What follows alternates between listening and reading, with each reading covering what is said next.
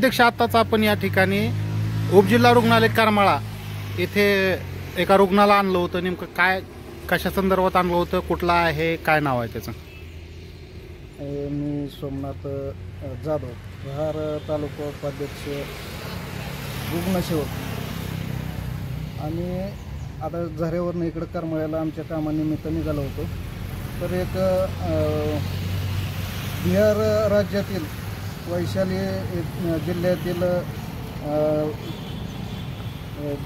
नारायणपूर येथील एक व्यक्ती आपल्या इथं काय व्यवसायानिमित्त घरे फाट्याचे तिथं व्यवसायानिमित्त राहत होते. तर ते करमाळ्याला येत असताना त्यांचा अचानक टू व्हीलरवरनं पडून अपघात झाला. अपघातात ते गंभीर जखमी झाले आणि त्यांना ताबडतोब इथे ॲम्ब्युलन्सने उपजिल्हा रुग्णालय इथं करमाळा या ठिकाणी आणण्यात आलं. तर इथं डॉक्टरांनी काय त्यांच्या पद्धतीने उपचार केले. उपचार करून सिरियस आहे असं सांगून पुढं जिल्हा रुग्णालयात हलवण्यास सांगितले. त्याचं नाव काय? त्या म्हणजे आता जे या ठिकाणी आणला होता पेशंट, त्याचं नाव काय?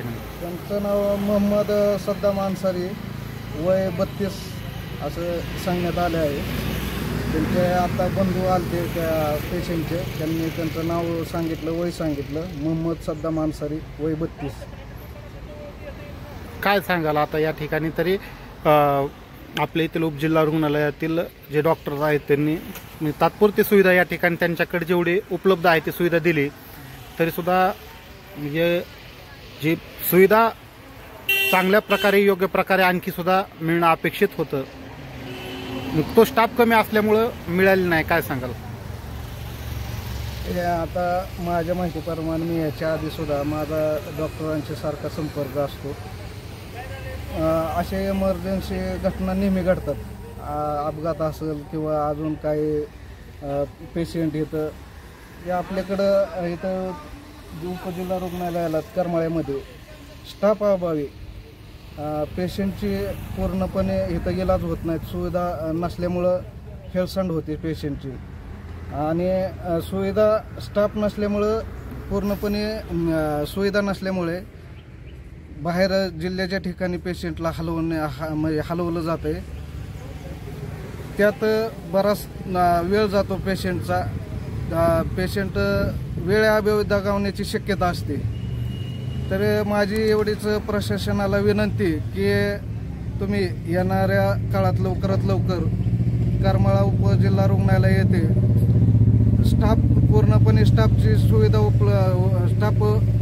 पूर्णपणे उपलब्ध करून सगळ्या सुविधा करमाळ्यात या ठिकाणी रुग्णालयात पेशंटसाठी उपलब्ध करून द्याव्यात ही शासनाकडे मी विनंती करतो. आत्ताच्या या घटनेच्या ठिकाणी आता जेवढे इथं स्टाफ उपलब्ध आहे त्यांनी पूर्णपणे मनापासून सहकार्य केलं.